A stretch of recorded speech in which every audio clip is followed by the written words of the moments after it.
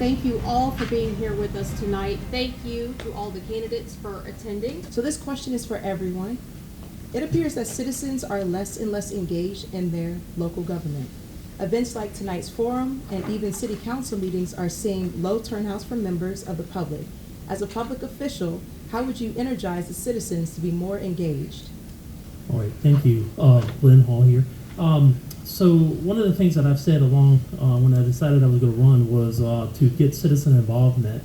And by doing that, I want to put work groups together on hot topics that the community has. And I would like to meet with I call it a community forum, and would like to meet with them a week before the actual city council meeting. That way I can take things to the council that are topics that the citizens of Colonial Heights want to hear. And I want to have the citizens also involved in work groups on major projects to give us data from the community, not just the leaders of the community. So one of the things that I've noticed being heavily engaged in my community is it's not that people don't care, it's just that they don't think that their government works for them. So I want to create that conversation. I want them to know that I am here for them and that our council is here for them, and address their concerns and truly care. Take the time to listen and,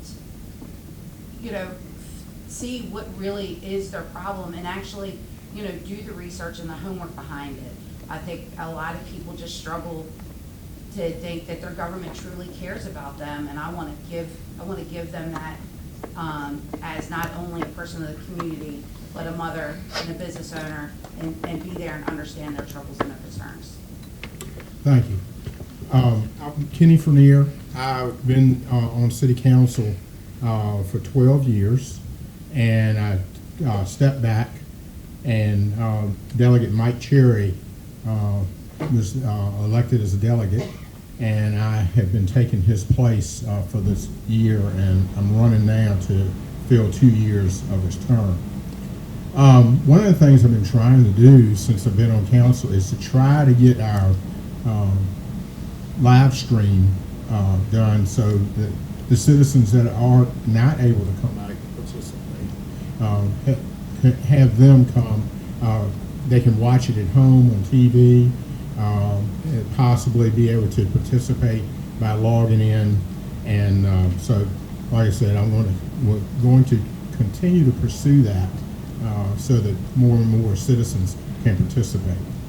What are the 2 top ways that you would encourage economic development in your city? Economic development is struggling in all localities. COVID really hurt our economic, our storefronts and things like that. I think a lot of what you need is, let's bring up the trail that's connecting all the communities together, Hopewell, Colonial Heights, Petersburg, Chesterfield. One of the ways you can stem new business is grow on that. A lot of the younger generation is out here canoeing and bike riding and all the things all the outdoorsy things. So you could bring in electronic bikes, things like that. So that would encourage other businesses to come in as well. And also another way is bring in better living situations, high-end apartments, things like that. They tend to draw in a younger crowd of business professionals.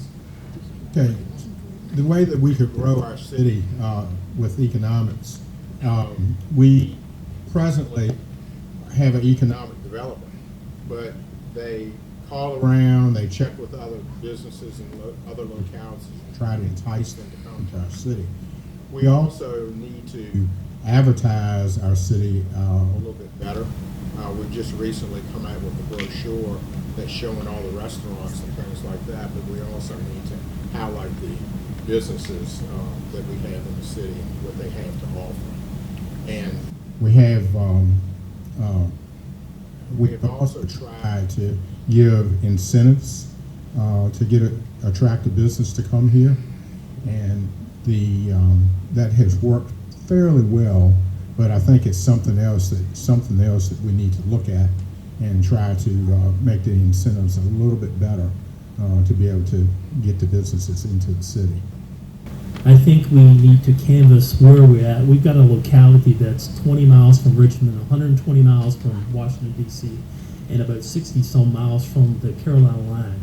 If we did things like take vacant buildings and talk to the landlords and the owners and get them to give discounts to family-owned minority businesses and get them into the city, I think we can do a grave service there. I think we can look at things like an outlet mall if we've got the space. And that always, wherever you put an outlet mall, usually brings big business. And we need to do things like that. We need to give the people what they want. So take a poll, get it, and bring it in. So I think that we are in the right direction. I think that we just need to really advertise, push the city, make it safer, make crosswalks, give people things to do, and they will spend money.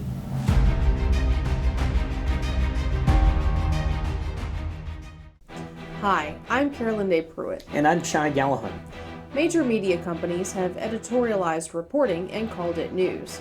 The free press was never designed to be journalistic interpretation of the facts. LNN USA is committed to reporting facts about issues important to you, but the free press is anything but free. LNN USA exists to serve our fellow citizens. As a locally owned and operated digital news network, we forego the expensive printing presses, costly production plants, and corporate overhead. Your membership dollars are primarily used to pay local reporters to cover local news. Reporters dedicated to investigative news and features that matter. To do that, we need your support. Become a member, and you'll receive the LNN Insider Weekly Email, a 40-page magazine packed full of news and features you won't find anywhere else. Membership also includes full access to LNN News broadcast archives, LNN Insider magazine archives, extended interview clips not aired in the weekly broadcasts, and more. Your membership supports local independent reporting free from corporate and political pressure and agendas. Become an LNN member today by going to lnnusa.com and clicking on the subscribe button at the top of the page.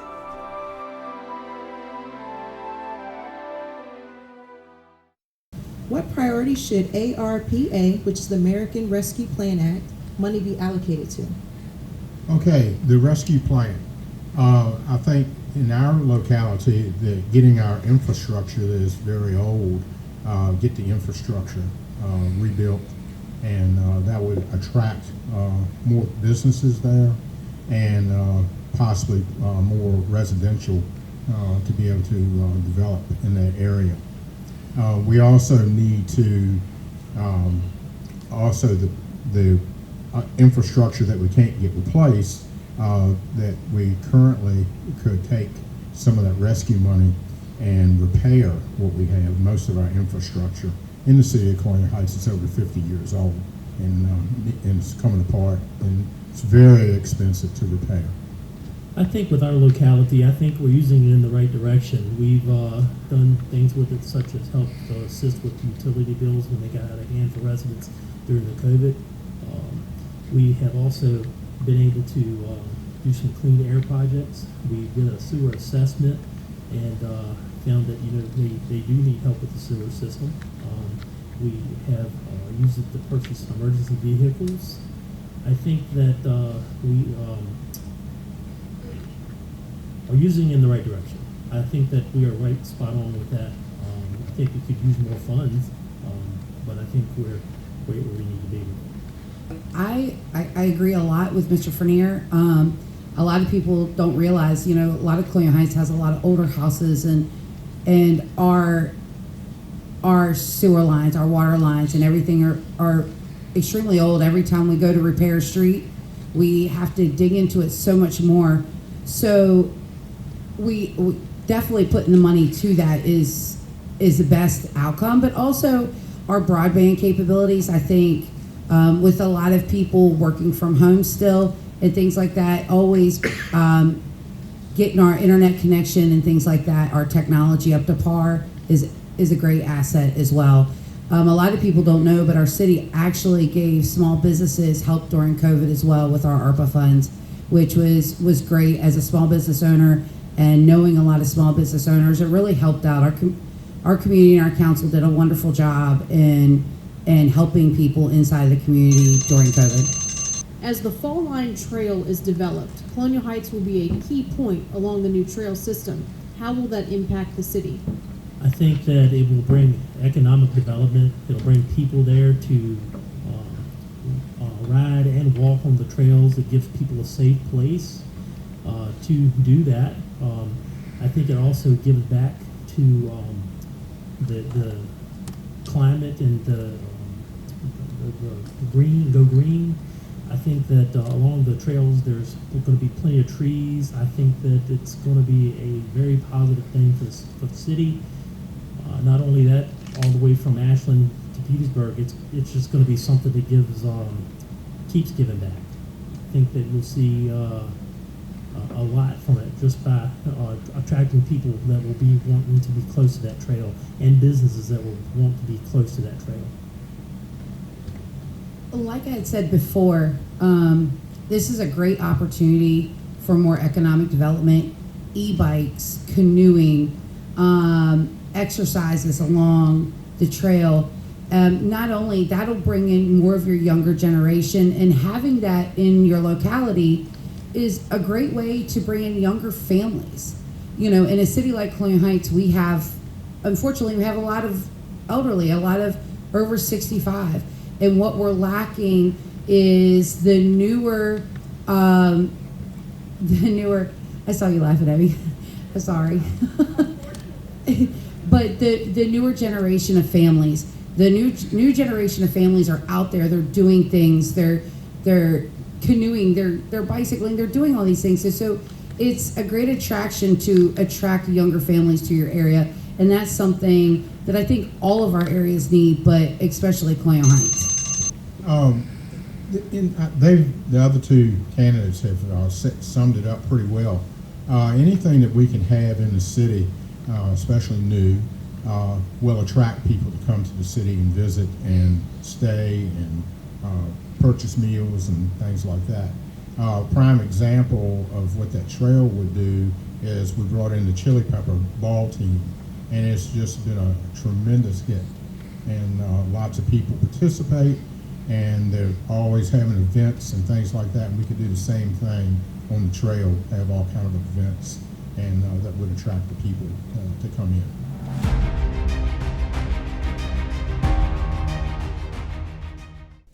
Hi, I'm Carolyn Day Pruitt. And I'm Chai Gallahan. Major media companies have editorialized reporting and called it news. The free press was never designed to be journalistic interpretation of the facts. LNN USA is committed to reporting facts about issues important to you, but the free press is anything but free. LNN USA exists to serve our fellow citizens. As a locally owned and operated digital news network, we forego the expensive printing presses, costly production plants, and corporate overhead. Your membership dollars are primarily used to pay local reporters to cover local news. Reporters dedicated to investigative news and features that matter. To do that, we need your support. Become a member, and you'll receive the LNN Insider Weekly Email, a 40-page magazine packed full of news and features you won't find anywhere else. Membership also includes full access to LNN News broadcast archives, LNN Insider magazine archives, extended interview clips not aired in the weekly broadcasts, and more. Your membership supports local independent reporting free from corporate and political pressure and agendas. Become an LNN member today by going to lnnusa.com and clicking on the subscribe button at the top of the page.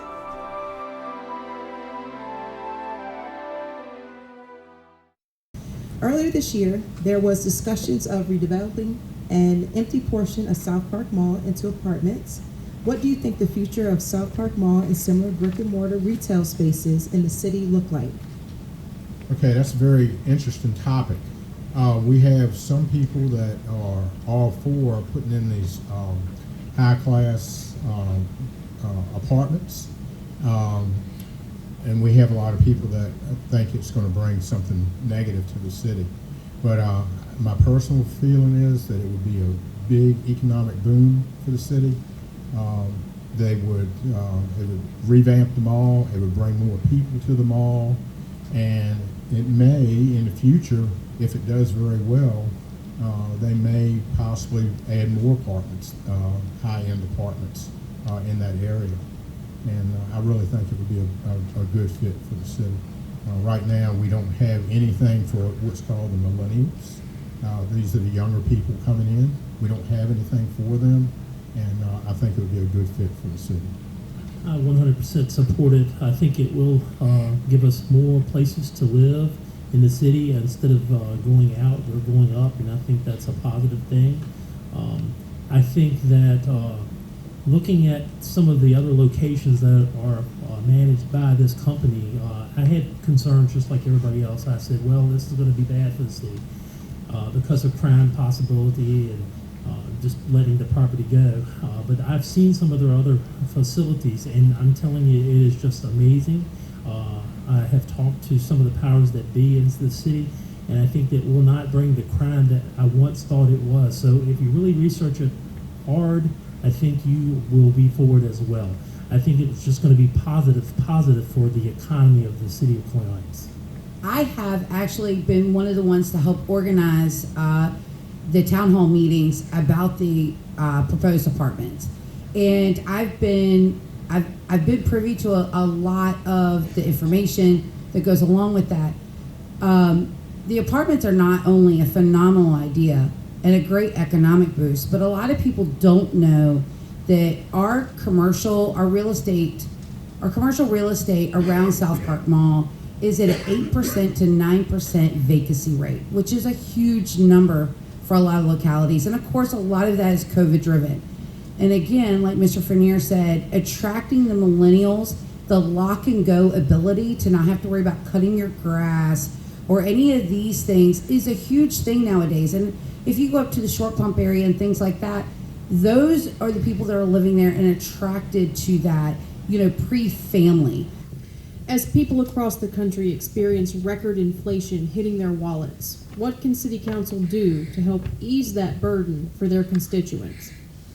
On the local level, I believe it's a little harder to fight inflation on the local level. But things that you can do locally is you can reduce your taxes. I think, again, that puts more money in people's pocket, and it does help with the increasing price of everything. And just being and being a smart citizen and helping yourself as well. But on the local level, that's a hard thing to combat. You can't control the prices of the things that come in. There's a lot of things you can't control. The only thing you can really do to help your citizens is a decrease in your meals tax and your sales tax and things like that. And also help with public service transportation, help people not spend as much of their personal gas and things like that. All right, this is definitely more than a local problem. This problem begins at the top. It's worldwide. It's not just the U.S. It's not just the city of Colonial Heights. It's everywhere. And so with that, we need to keep perspective. We need to keep goals. We need to budget. We need to, during these times, keep your faith. You also, I've jotted down a few things here. We need to support food banks, because if in this time the people who are less fortunate than others if you're having trouble, imagine what they're having. We need to support homeless shelters. We need to plan ahead. And one of the things I wrote down was 1 Corinthians 13 and 14. It says, be on guard, stand firm in faith, be courageous, be strong, and do everything in love. That doesn't immediately help your problem, but it gives you faith that the problem is going to be fixed. And just keep your faith. Okay, the City of Colonial Heights so far during this pandemic has extended times for bills to be paid, such as your water bill, personal property tax, things like that. And they have not been putting penalties on those type of services. If we've talked about cutting the tax rate. If we go and do that, we've already fixed our budget on the current tax rate, and the money that you borrow to do that with, to build things and things like that. When those loans were applied for, we told them how we were going to pay for it, and if you go cutting the tax rate, then they're going to penalize us with the interest that they charge for those. So that's not really a good thing to do, but it sounds great. So, but anyway, I think if we keep the bills so that people can pay them later, I think that's going to help out a whole lot. That is the end of our questions for this evening, but we are getting ready to open up closing statements. Each candidate will have 2 minutes for their closing statements. Okay, thank you. I would appreciate everyone's support from the City of Colonial Heights in order to continue the work that we've done. We pride ourselves in keeping the tax rate low, and also to keep the budget in the black so that we can do more projects and things like that to try to make the city a better place to live. Also, I have enjoyed serving citizens. My biggest thing I like to do is to help a citizen with a problem that they have, point them in the right direction. Can't always fix everything that they want to do, but we can point them in the right direction, and once they find out what it's all about, how to get the problem possibly solved, they're much happier, and we get a lot of accommodations for that. And I'd like to be able to continue that work as we go through. All right.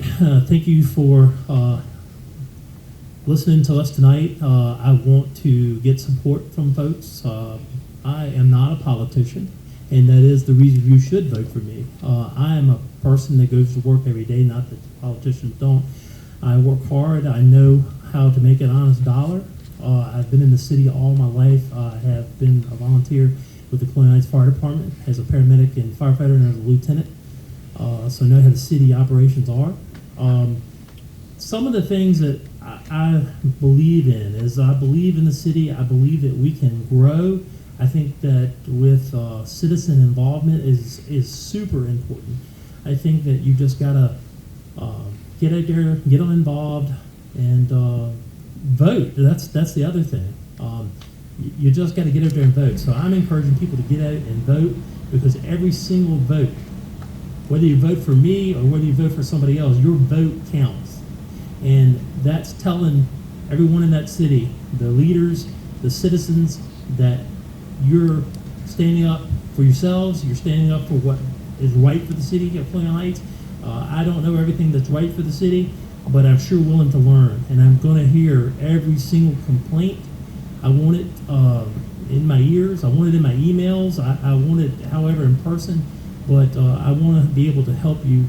I want to be able to. Now, can I answer to people? Yes, I'm a people person. I love working with people, and you should just vote for me and let me be your voice to Colonial Heights City Council. When I decided to run for city council, my family said I was absolutely crazy. It definitely is a lot. It's a lot to learn. A lot. You don't realize everything that goes into it. But one of the things that helped me is I've been very active in my community. I am very active with the Colonial Heights Kiwanis Club. I just finished 3 years as Colonial Heights Band Booster President. I have been Vice President of the Colonial Heights Soccer Association. I am very active with the Colonial Heights Petersburg Chamber of Commerce. I sit on the board for that. And being involved in all these, you really get to talk to business owners.